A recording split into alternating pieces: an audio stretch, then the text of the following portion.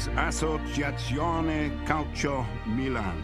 But in the wider world of football, the simpler version, AC Milan, evokes images of greatness. They have a trophy room to be proud of, a room reflecting the exploits of some of the sport's most illustrious figures.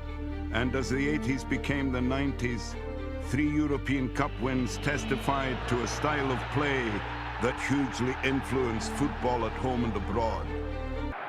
In the 1960s, Milan won the European Cup twice, but the next 2 decades brought little to cheer for fans of the Rossoneri.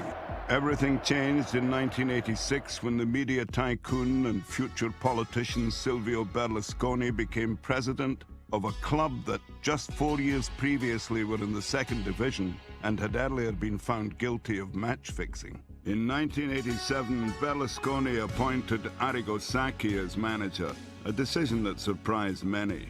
Berlusconi made a real Italian story come true. He'd given a Ferrari to a complete stranger. Sacchi's Serie B team Parma had eliminated Milan from the Coppa Italia the previous year. They asked me, how can you coach winners if you've never won anything yourself? And I said, I never knew you had to be a horse to be able to train one. He was a bit of a surprising choice, in the sense that he hadn't had much experience. He'd coached Parma in Serie B and done a good job, but he was a coach who knew very little. Despite the skepticism, the unproven 41-year-old was about to shake up Italian football. The arrival of Arrigo Sacchi was fundamental for us, for the club, for Milan, after so many years of mediocre finishes. As Italians, and because of our football culture, we are prepared to defend and then go on the counter-attack. He wanted the complete opposite. Dutchman Ruud Gullit was a major part of Sacchi's revolution. Gullit was signed for a world record fee equivalent to $10 million. It was crazy. I never felt it was like a weight on my shoulders, the amount of money that they paid for me. It was a new adventure. It was something I always dreamt of.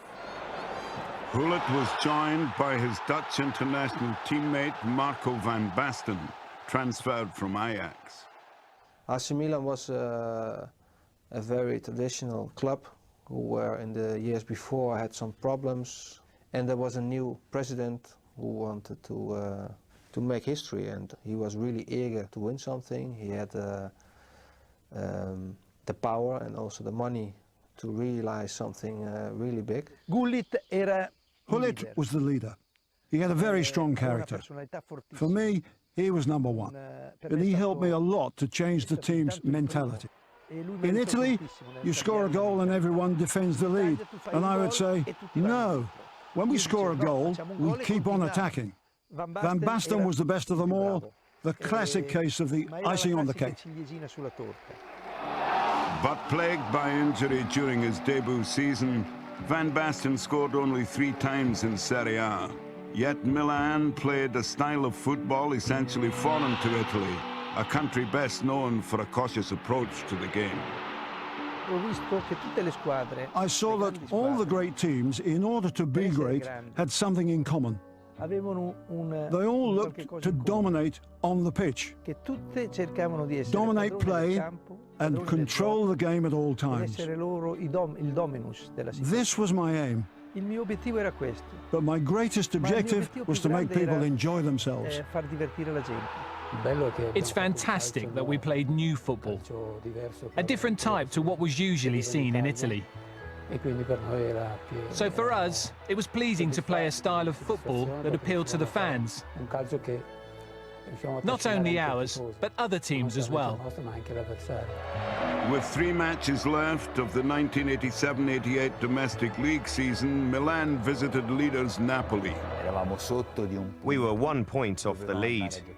We had to go to Napoli, and there were 90,000 of their supporters there, and Napoli had to win to virtually seal the title.